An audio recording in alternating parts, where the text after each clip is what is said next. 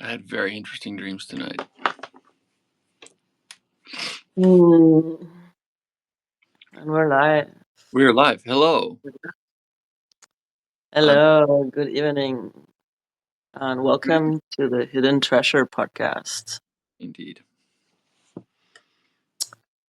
I'm Robert Julius, presently sailing under the moniker Full of Good Ideas. Ahoy, Captain Obvious, and full of good ideas. I like it, maybe. So, Uh, how's your week been on Substack? um,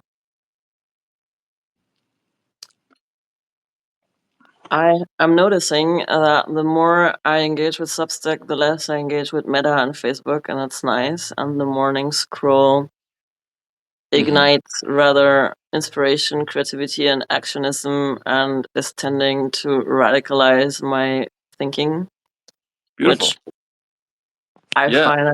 find a good outcome. Yeah, Substack like a Mastodon. I've seen people post as well on the stream like Substack is therapy. Yeah.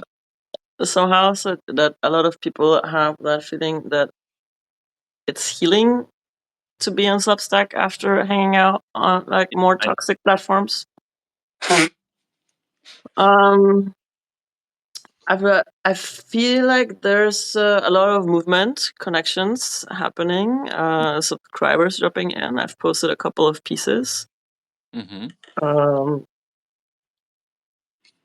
And spontaneous life here and how there. does it feel? Is it like, Mm. okay, this is giving me enough dopamine to continue? Or is it like, no, this feels aligned? Good question. I have a sense of excitement about it. And following the path of your highest excitement has been a good strategy. Like if something feels exciting, go do it, Mm-hmm. sort of thing. I don't know if that's the dopamine or if it's an excitement about it being aligned, but I just feel that yeah, I want to be creative here, and I wanna Great. test some skills and Mm-hmm. just coming back to play with wordsmithery after long underworld journeys and fucking Saturn blocking my Gemini moon has Yeah. felt like fun. So it's probably as well the dopamine. Yeah, but it's not only. It's not like if it's not only the dopamine, then it's okay.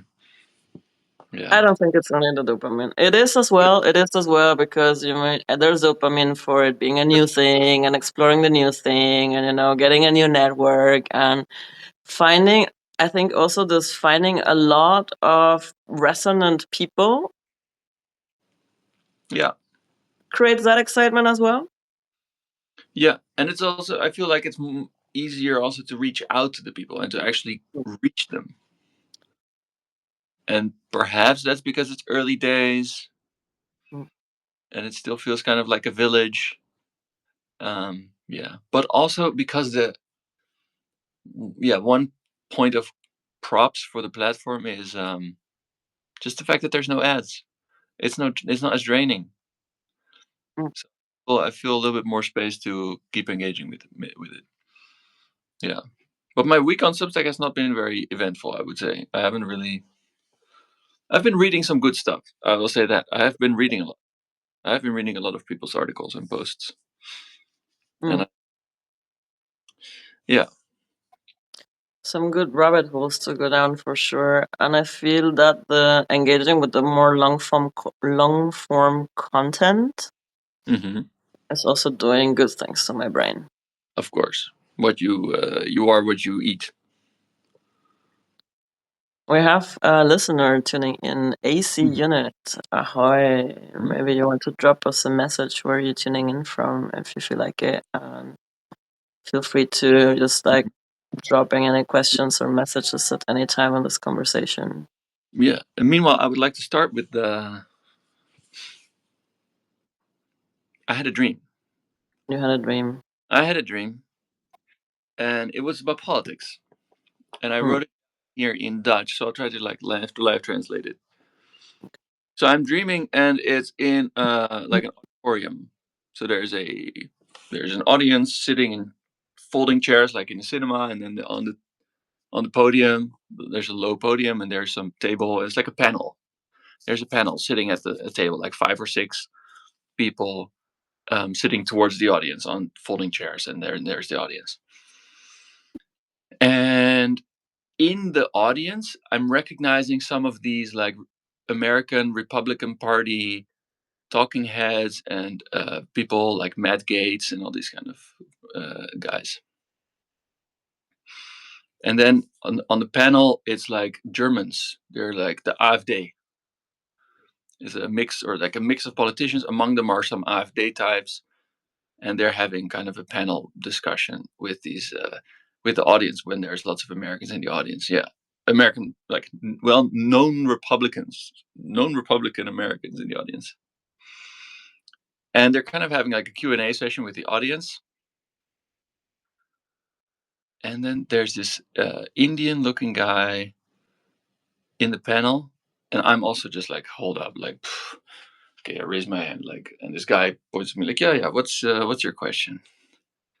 And I say, well, in this, to keep it very short, in elections, you make a decision about the future, and most of the future belongs to children, and children don't want all of this crap. They don't want all of this fascistic nonsense, regressive identity politics. They don't want this. And he answers, with some unhinged talking points about no, actually, we're protecting kids from like brown people or trans people or something like this. It's like, and I say, sorry, but all of this rabies fueled extreme right wing blah blah, I'm not even going to interact with it. And he responds to me, says, "Oh, but I know you, Robert Julius. Yeah, from Twitter. Yeah, you have all these opinions. You. If I mention your name on TV, people laugh at me. They don't take me seriously. Like, then anybody who mentions your name in a debate on TV is immediately disqualified. So why should I care what you think?" And my response to him is, well, I think that history will judge me much more mildly than it will judge your name. Hmm. And I'm there with my brother, and this guy says some. Then he responds with something else, like some other ridiculous thing. And then my brother's there with me, and my brother, he says like, "Hey, yeah, but he has a point there, doesn't he?" And I'm just like, I just turn around and I just walk away. I says, if that's so, this is where our roads fork. It's like, if that's your opinion, I walk away. At that point. I just walk out of my brother's life. Like, that's it. You can. I'm not doing that. And he sees me do that, and he joins me. He comes with me. He's like, okay, what? And he comes and he puts one hand on my shoulder and one hand on my heart. And as I'm walking, he like looks at me, underneath. You know how if somebody's walking away and you kind of start to put your face in front of them and you walk with them. Hmm.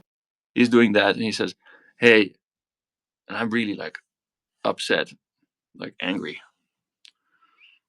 And so we're walking, and now we're on the grass, and he says, "Look." Oh, and I said to him, "Look, I have a core. I have a core, and that's why I'm doing this." And he says, "Okay, if you put it like that, then I also don't want to eat animals anymore." It's like, oh, if you put it like that, then I also don't want to eat animals anymore. So he's like, ah. And in a way I respond with, it doesn't really matter what you eat, although also, and I wake up. So what I take from this is that fascism is an aesthetic. It is merely aesthetic. That if you if you are for real, if you connect with what is real about you, this is about this having a core and having an emotional reaction and like caring about what you're saying, even if that means that you're ridiculed or that your opinions are against the mainstream, it is still an antidote against the lure and the charisma and the propaganda and the story of fascism, because it's just an aesthetic. Mm. So in this, I think this earnestness pokes through that little bubble of pretend power that fascism is presenting. And about this, that it actually does matter about eating animals, that there is a sense of like, if you have kind of a cognitive dissonance about eating animals and like having it, there is a sense that this speciesism that is needed to do it um, is like one of the building blocks of fascism. The ability to Mm. see something else. Oh, but their experience is lesser because their Mm. experience is that of a real person. So it's Mm. okay. And to sort of celebrate this illusion of separation as an excuse for, yeah, I don't know. I've been dreaming a lot about inequality and just that it's really a mission.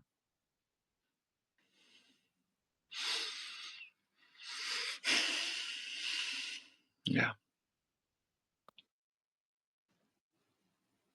What caught my attention in that story, or when in that interpretation of the story that you shared, is that this this classifying of less than, right? Because that is where this cyberpunk dystopia rollout leads to at the end of the day. There's this class of people that have it all, that are riding the AI train and the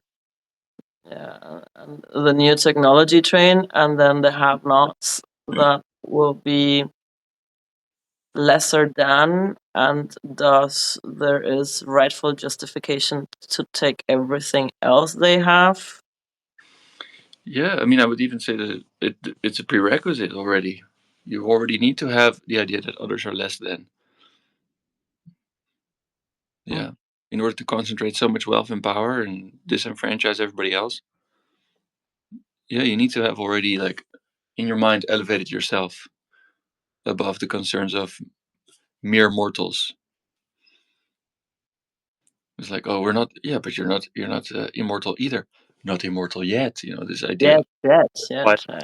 the batshit insane But self. because that's the thing. That's the thing, right? They are betting on Yeah, getting immortal in this lifetime. yeah, for sure. And they're betting on only a few people will reach this immortality in their lifetime, and it will be like a secret club hack of high stakes access or something. Fucking vampires. Yeah, like Elysium Mm. book. Elysium? It's a Pelevin, the Russian author Viktor Pelevin. Very good. Generation P. Also, you should read. Mm. Book I recommendation. don't know. Abs. But I think that's let's talk for a moment about this like immortality dream. Mm-hmm. Sure. I had big sympathy or like big interest for the whole vampire narrative when I was younger. I'm being a role play gamer, like I really love the vampire aesthetic.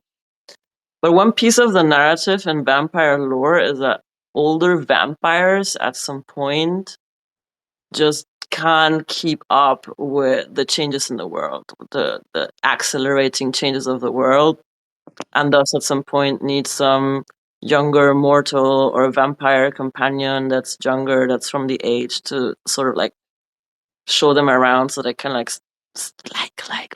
so they can make sense of the experience that they don't have access to. So there's a decline in neuroplasticity that in this sense is um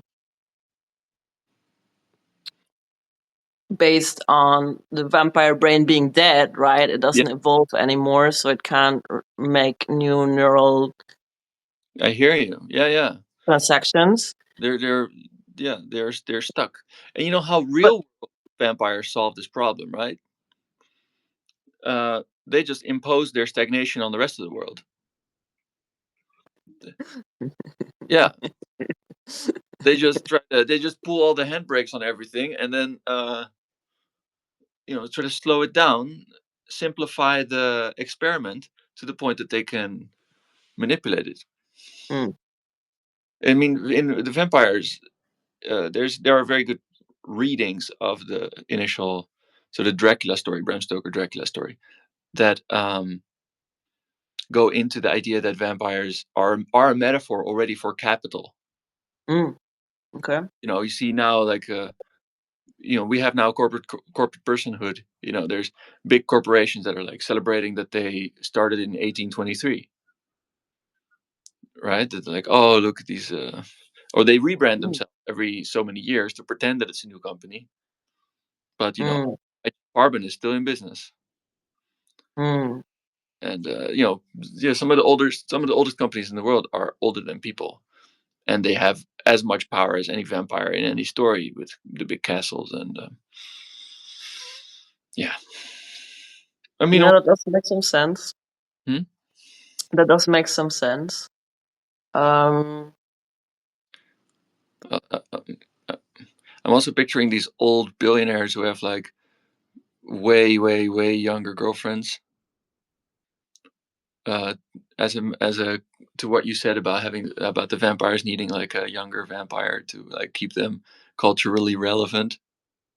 culturally relevant, unable to make sense. And I think Yeah, that even with AI technology, neural links, brain virtual link devices, whatever, that it's going to still be a psychological challenge to live for extended periods of time. They might be able to replace body parts and rejuvenate the body and work against body breakdown. But what about the mind? Like, can the mind cope living for 300, 500 fucking years uh, with and accelerating technology rates? and are tremendously powerful feudal overlord oligarchs the right population to experiment on, um, given the risks? Because what if it turns out that the psyche actually is not capable of holistically integrating that experience, especially because there are no role models for it, um, and the symptoms of the inability to adjust to that reality are born as consequences on the rest of the world. I mean, already we are. you know, We're gonna be in for an even worse ride if these guys live forever, then go mad and still have all of the power. Fuck. And revert to the strategy of trying to keep then the world I mean, I think caged that in yeah, the reality tunnel they they- have grown accustomed to. yes, that's the logical thing. It will be because it would be hell for everybody. I really don't see how it doesn't matter how powerful you are, to live forever is not the answer to the psychological questions of bearing a human life experience. Even people who know how to lucid dream will eventually just stop doing it because it's boring and you don't get the message anymore from your dreams.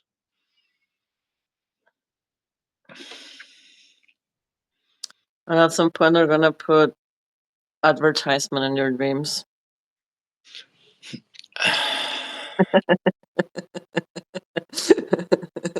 Let's keep the news fair organized. Yeah, I mean it's already happened on some, in some sense.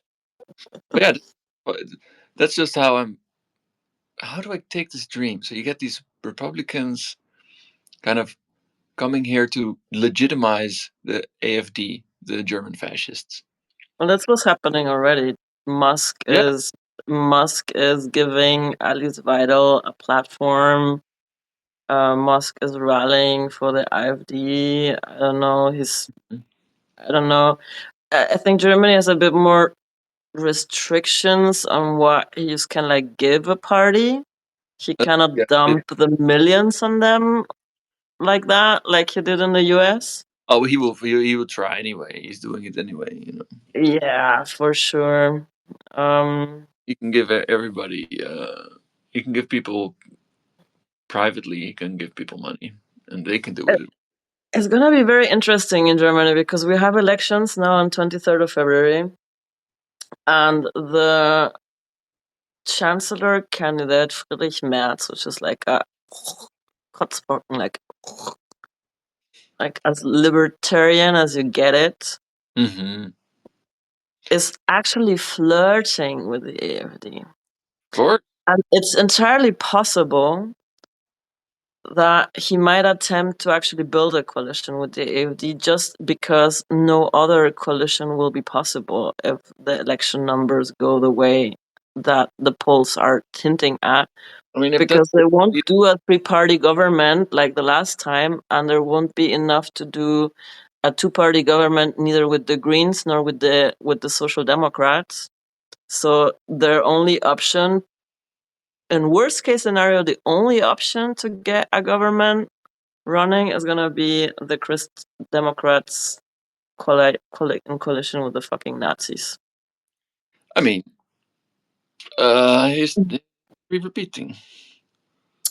And then we shall see how much Widerstand Not against because fascism the Germans will bring up. one of the things I read on Substack was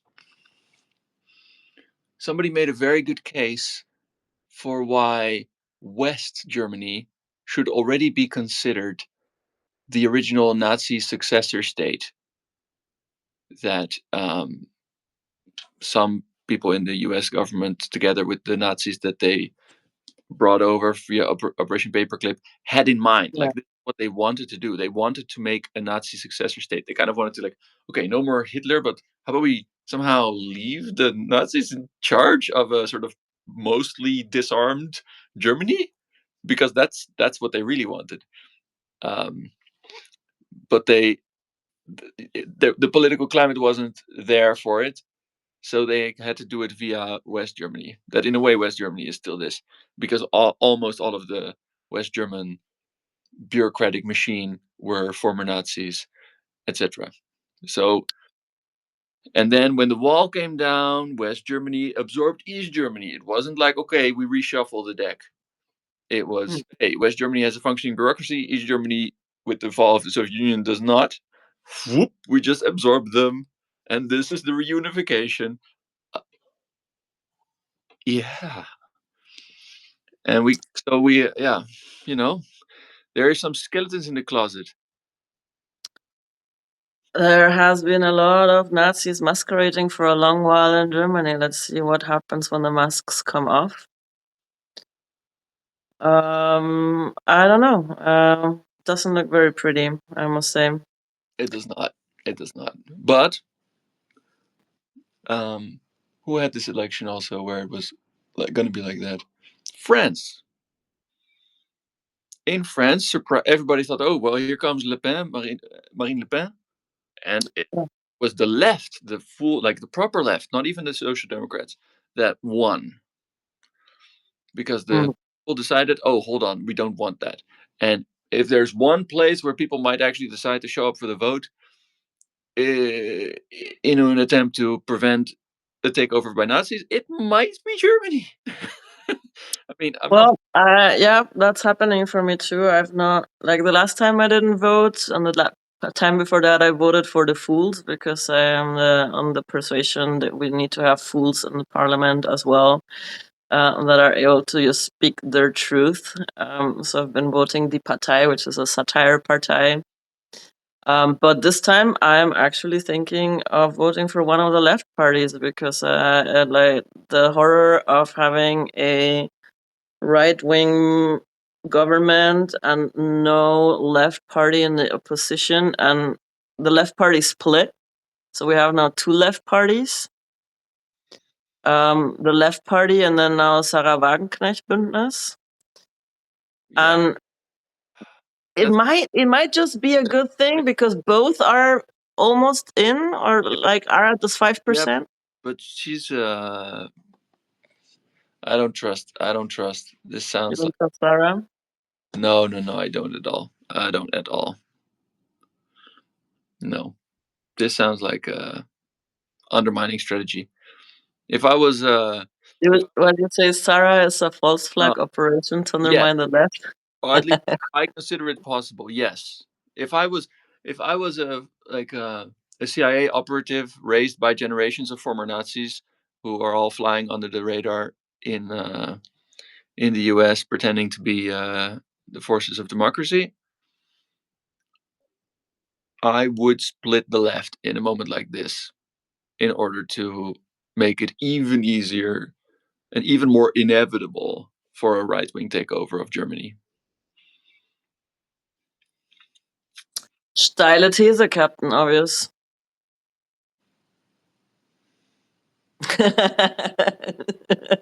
She shows all the hallmarks of an industry plant.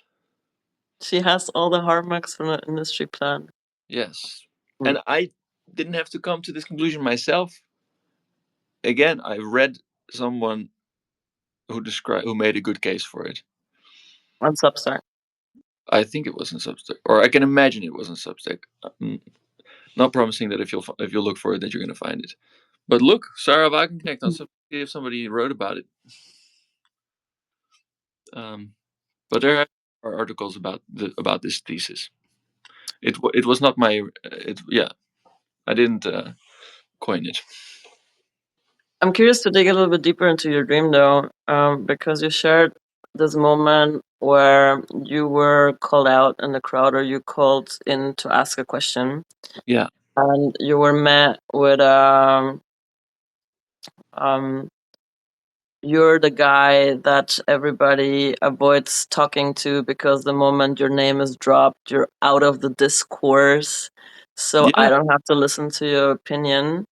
And I'm curious what comes up for you about that, because I have the sense that this has to do also with the anxiety that you shared about this podcast tonight. Yeah.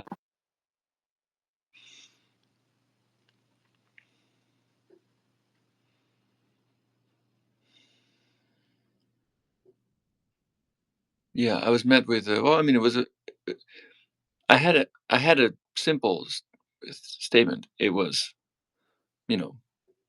kids can't vote, and you're deciding their future for them by taking it away and giving it to the billionaires under the name of, you're abusing democratic principles to do something undemocratic, stealing the future, and it's I pull it back to history. Like in the end, that exchange goes back to history is going to judge me a lot more mildly than it will judge you.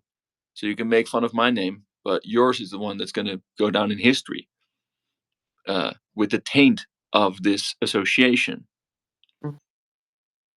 So a good comeback there, yeah.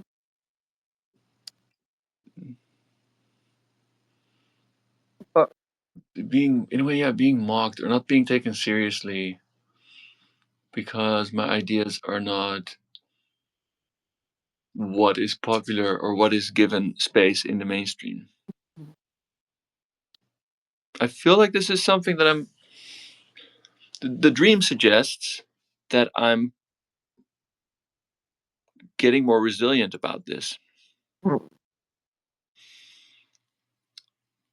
And even when I get emotional and I decide to turn away and walk away from it, in a way, the fact that I'm willing to stand for my principles and I mean, yeah, of course, it's super cringe to get emotionally involved in a political debate. But in a way, that is the whole point. It's, yes, I am willing to look like an idiot and look weak for caring. Because being weak for caring is a paradigm perception. It's not an objective fact. I think that we can have a world where caring is a sign of strength. We need a word like that. Yeah. It is possible, and we need it, an important mission to make that happen. So in that sense, I'm happy to be the change I want to see in the world, even if that means suffering personally in the political arena, rather than having a grand old time of being like ironic and playing the winning team game. Because there's so many people. If you want to talk about class traders, so many people who are just grifting to get some clout by repeating the talking points and joining the right-wing propaganda machine. Yeah, history will absolutely annihilate them in the final judgment. Like what a well, or rather, just forget them. There's another bow I want to unpack about that, because what's coming up for me is the topic I've been exploring this week in Substack as well. And if you bring Foucault into the fold, right, the declaring someone as mad was a strategy to cancel someone from discourse. Yeah. The moment the authorities of a discourse put on you the label of mad, nobody needs to listen to what you have to say anymore. Mm-hmm. So that was in the work of Foucault, the original cancel culture, right? Yeah, for sure. We put you in a straight jacket. We give you the meds. We don't have to listen to anything you ramble, because you, by all sense and purposes of societal standard, are declared as insane, sir. So Yeah, we don't associate with you. Yeah, you don't inhabit the same reality, and therefore you're disqualified from having an opinion, and nobody needs to listen. And in a way, this was exactly what happened in my dream. Yeah. And of course, in real life, I am, of course, certified insane. And what can I say? You know, you are certified insane. Yeah. So in that sense, I'm holding out hope that I will live in the next world. I will see the next world arrive, and I will be more at home there. I have good reasons to believe that. And yeah, it's a very great pleasure to connect with people also on this platform who give me that hope and share that hope, and at the same time dare to feel the other side of that, the despair, the pain, who can look the struggle in the eye and make it their own, get involved in it. Mm. So it feels like a privilege to be insane, to be insane enough to care, to feel like I belong on the edge. Yeah, yeah, that The edge dwellers, the edge dwellers. in a way, I'm insane enough to believe that I matter. That's the real craziness. The real craziness is to believe that you matter. What can I say? No, this idea, be the change you want to see in the world. I genuinely want to see the change, and I am willing to be it. So I'm willing to change myself. Mm. Yeah, yeah, yeah. I don't want to be right. I don't want to be right. I want to be alive in a world that's right.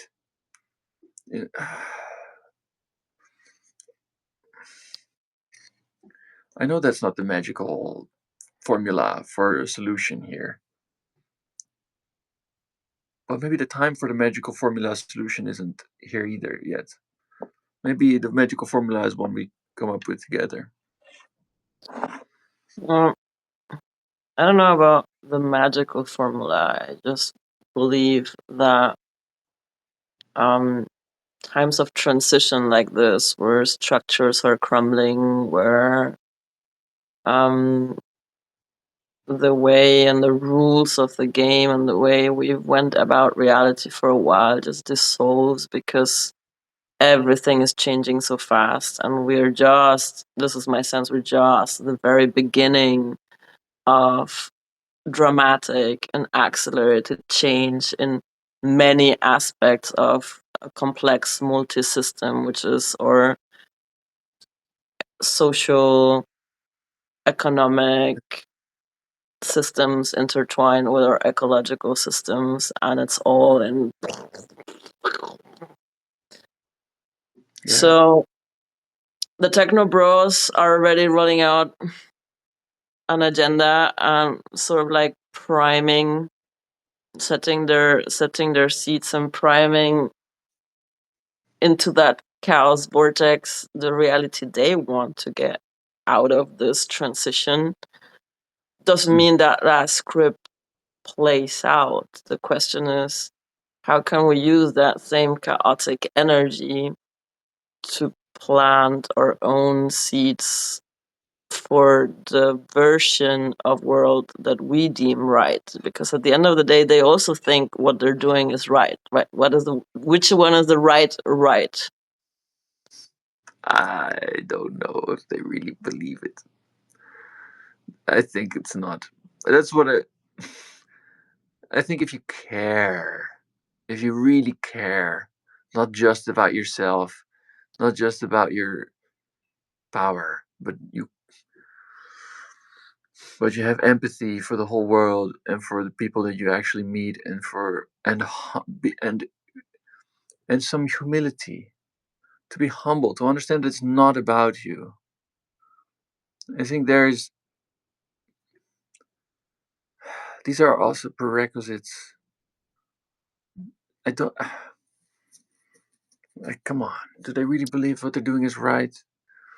Well, the thing is, within their distorted reality tunnel, they might just, and because they don't have empathy and they don't have access to care, and they don't have this Right, broader scope of giving a fuck right. But for the rest of the game world and the rest of the participants in the game world. true. They But think it's the right thing just but because they fucking can.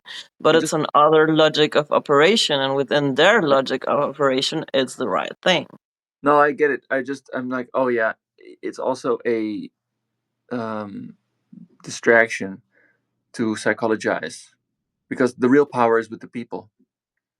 But yeah.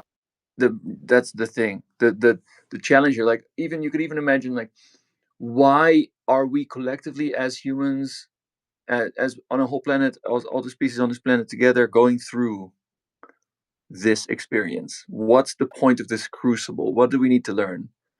And in a way, I think precisely this, that we need to learn that we are powerful, that it does matter, that just because somebody is telling you the story that you don't matter, that Mhm. that you cannot abdicate responsibility for being alive and for being a co-creator. Mm. You need to have your own understanding, and you need to have your own relationship to the creative force in the world that, in a way, demands you to take responsibility and to share that responsibility with the people around you, and come together in community and change it. Change the world. Be the change you want to see in the world, not by yourself, not for yourself, but in collaboration and cooperation. And that's something we need to learn, because on some level there is a correct attitude that the next step for humans is to get off planet and spread interstellar, on an interstellar level. But in order to do that properly, and not to be the Borg, but to be in full diversity and in full cohesion and in a holistic way, that we are there as explorers, not conquerors, that we don't take the blueprint of colonialism and export it to Alpha Centauri. Yeah, man. Maybe also they got it right, and wrong. Space migration is not gonna be in metal rockets, but it's gonna be more like get your DMT ticket kind of thing. I mean, hopefully, but that's why, because in that sense, they are not the real game. The real game is us learning to take responsibility, Mm. us being finally faced with the consequences of abdicating responsibility for self-governance. Like, Mm. this is what happens when you let somebody else do the ruling. It's about Eventually, sovereignty. yeah. So we cannot abdicate responsibility for that sovereignty. We can no longer afford as a species to project outward our own Mhm. power. We have to integrate it. Mhm. And there's something interesting you said there that is kind of still reverberating in my mind. Um, be in right relationship with your creative power, with your creativity. Right. Yes, and that's So cool. the circuit 2 and circuit 6 axis Mm-hmm. of being and claiming to be a magician is, I think, exactly that. Is this I get access and into Yeah. a positive and conscious relationship to my creative power, and I anchor in my sovereignty and in my will to wield that power. This And is then this important. means that I have responsibility for my creations and responsibility for what I'm doing with that creative power, what I'm doing by tapping into my imagination, what I'm doing by Mm-hmm. wielding the words I wield. Mm-hmm. Yeah, and it requires the emotional sovereignty, because that's how you can use that power in service. Because you are enough, you are satisfied, you are there, you're responsible for your own. You're responsible. If you are in lack and you feel like the world owes you that you get to feel okay, you might use your power to in selfish ways. And the second thing is that when people get all this power projected onto them, which I think becoming like extremely wealthy is a physical manifestation metaphor of Mm. getting all this power projected at you, there is no way to be in right relationship with that much power, because there's simply no space to contain it, Mm. Oh, interesting. especially in a like emotionally immature person. Yeah. It's like that like again. Oh. An egregore, right?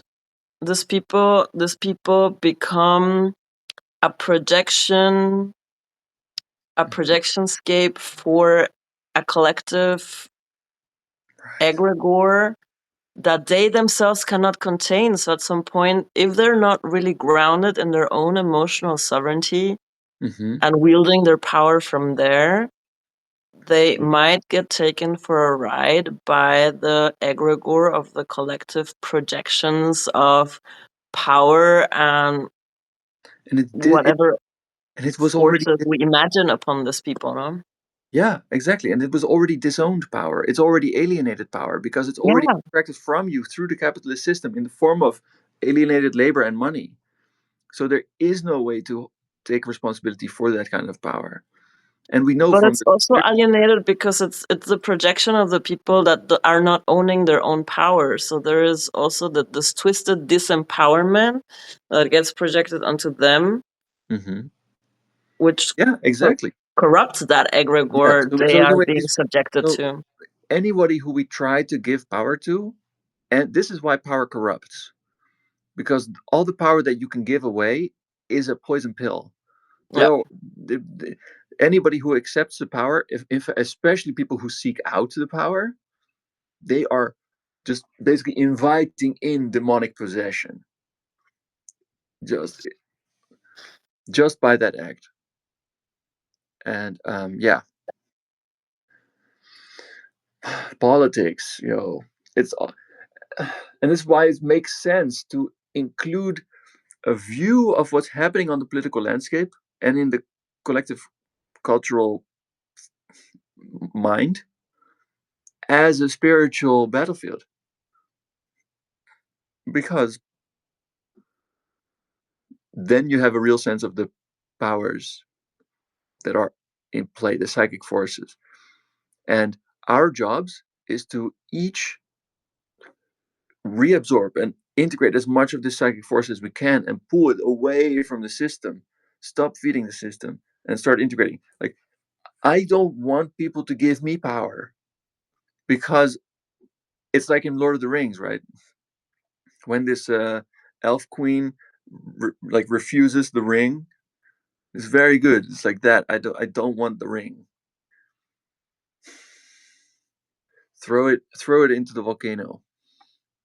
Please throw it into the volcano. Yeah. Oh, that's one awesome piece on Substack. I reshared it. Uh, um, Lord of the Rings as a feminist manifesto for the boys. It was amazing. It was amazing. I reshared it on my notes. You see it.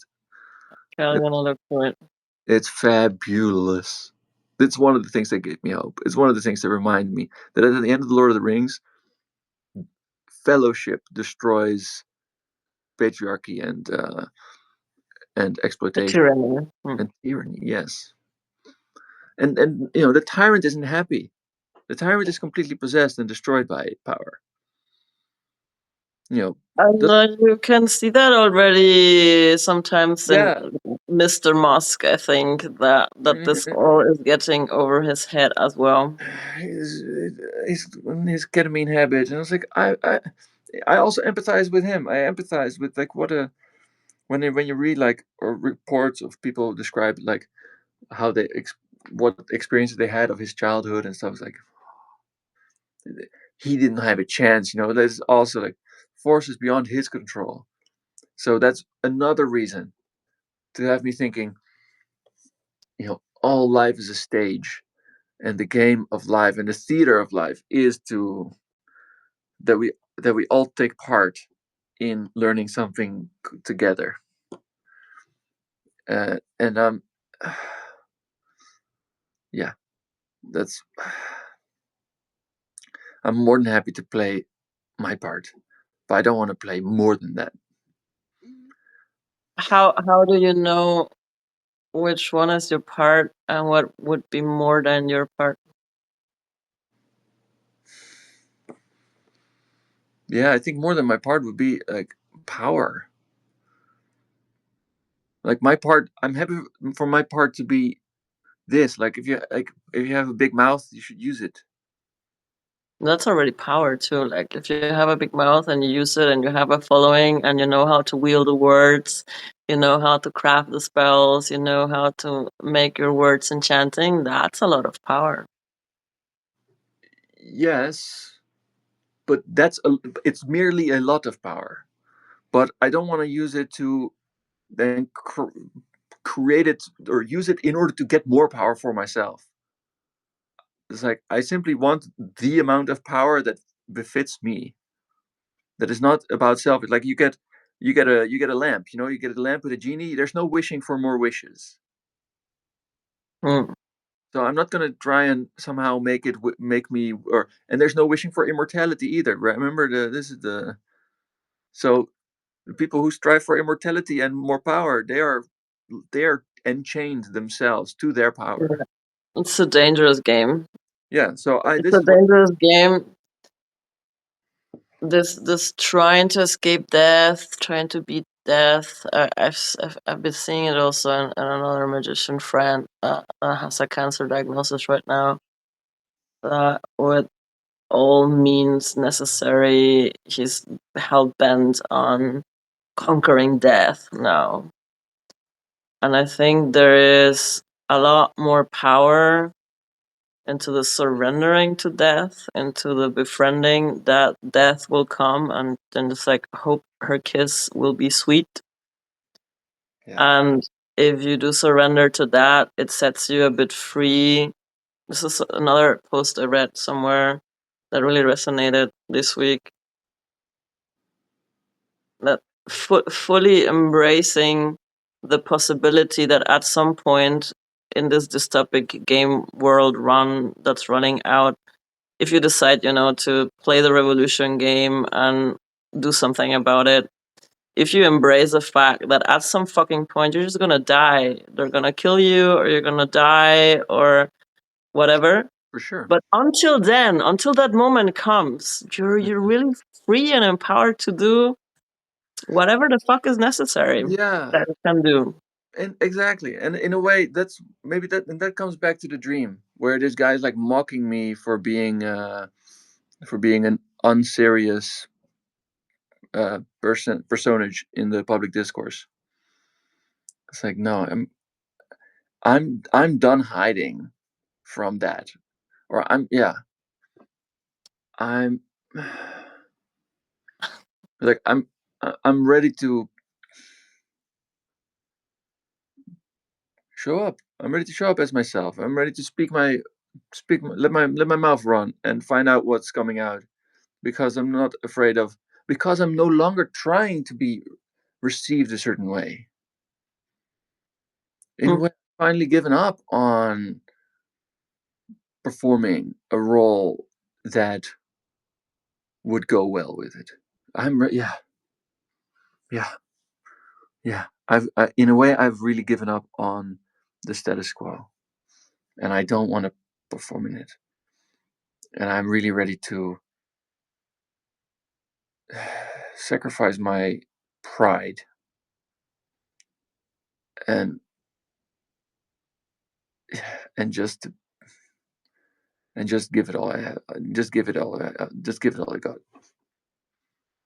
Yeah, and it's Full gonna. on shit posting. Yeah, it's gonna be the only thing. It's gonna be the only thing that'll be enough. And if it's not enough, I don't. There's no other way. There's no other way. Um. I have a bit of a story around that. Still, like Mhm. I feel I'm getting there as well. Just embracing the jester, embracing the fool archetype, embracing that what others would call mad. And I think most of me is on board with it, and I feel also okay. Let's just show up. Let's just delirationem tuam vive. But there's a part of me that's still, oh my fucking god! Like if people don't take me seriously, but I can't take me seriously, what I say and what I'm putting out there in my all unhinged version of self. Mhm. Like, will they take me serious as a guide? Will they hire me? Can I build an existence upon that? Can I maintain Yeah. self-employed if the discourse puts the okay, this woman is just insane label on me? Yeah. Will there be will my words transmit the wisdom that I can offer as somebody that's offering themselves as a guide? So there's existential questions to that, and because there's such big power in this exclusion, in this original cancel culture exclusion Mhm. of the mad ones in our society, right? The moment you leave the Yeah. realms of Yeah. But Discord, the moment you leave the map, yeah. But um, let's. There's a little bit. Let's go back to what you. It's about. Hey, I want to be taken seriously, because if I'm not, will I have a livelihood? I think let's not put stuff over that. I think that in that sense, it's just that I don't have to worry about this. This is giving me permission. And this is something that I can report from there, just to let you know that this is the intended result of having our existence be dependent on money. This is the corrupting influence of money. This is why it's so difficult. This is why it's so tempting to believe that you're not powerful, This is why it's tempting to believe that billionaires have all the power because they have all the money. And that's exactly what they want you to believe. Because this way, you will corrupt yourself. You'll censor yourself. censor yourself. You will compromise yourself.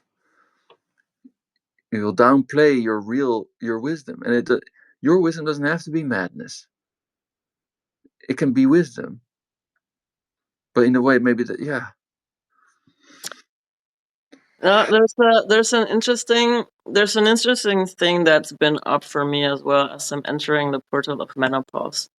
There's been a video going around from I don't know, some scholar that is making the case for why, as mammals, there's not many mammals, just us and two other species have evolved menopause, meaning that the natural evolution of the female body takes us off the reproductive game, and still gives like a lot of lifespan after the reproduction game has ended. And his case, or his argument, was that women enter menopause and still live 20, 30, 40 years after menopause because it's important.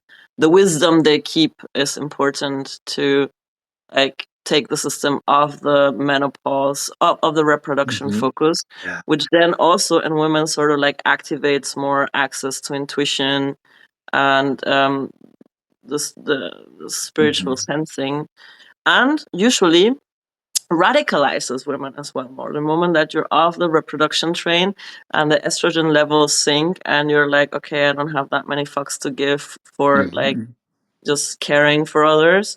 Most crones or most women after menopause is like tend to become like more radical, which also plays into the whole witch hunt thing, right? Because I hear the you. women that I want are to say one thing. powerful and that claim that power after menopause, the spinsters, the witches, the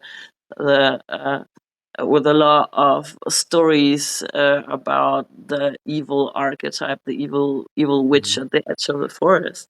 But these are women that come into their intuitive power after their body is done with the reproductive cycle.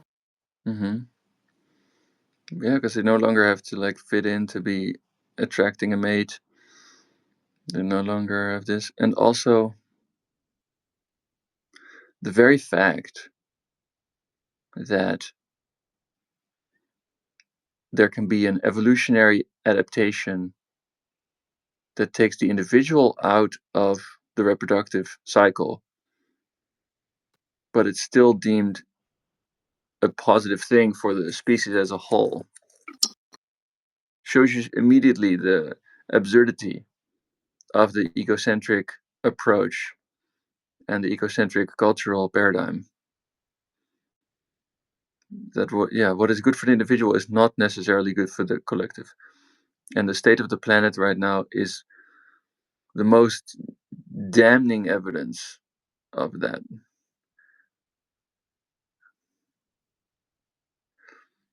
Yeah. Yeah, and indeed, the intuition and the power of stepping out of the societal mainstream cultural paradigm. Indeed, the witch hunts. Like the only reason we had who did the witch hunts? Who did the witch hunts? It was the patriarchy. You don't see witch hunts in holistic societies. You don't see witch hunts. You only see witch hunts when there is great inequality. You see witch hunts in feudalism. You see witch hunts now.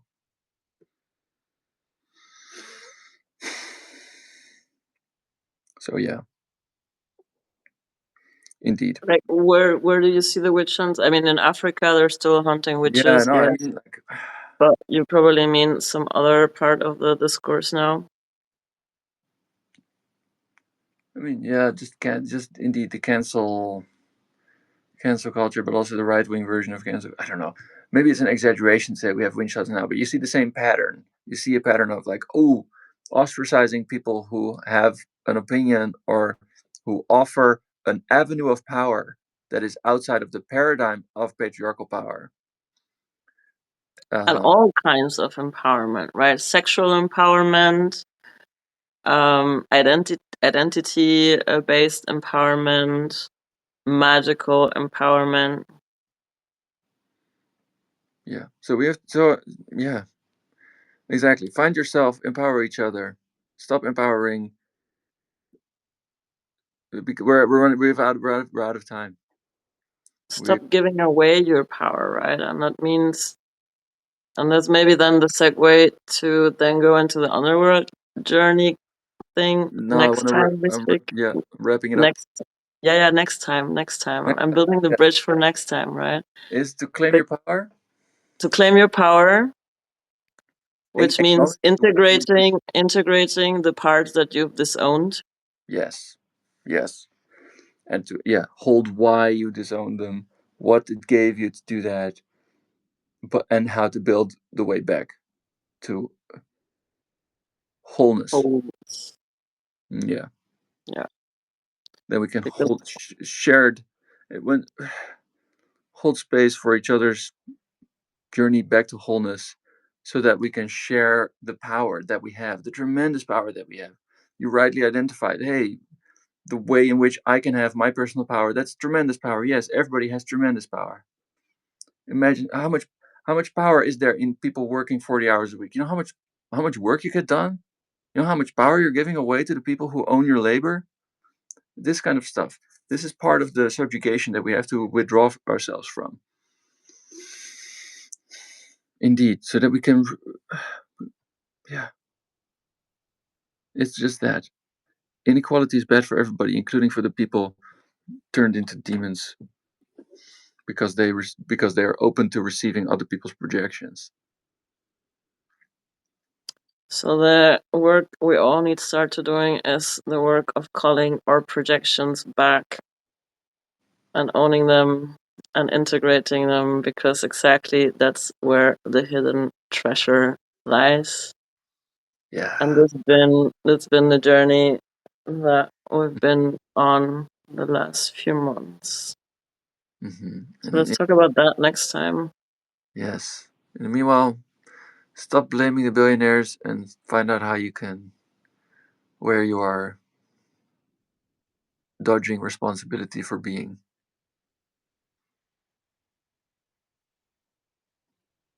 Own your shit. Own your shit. Thank you. Thank you for listening to DM and AC. Wherever you are, let us know how you received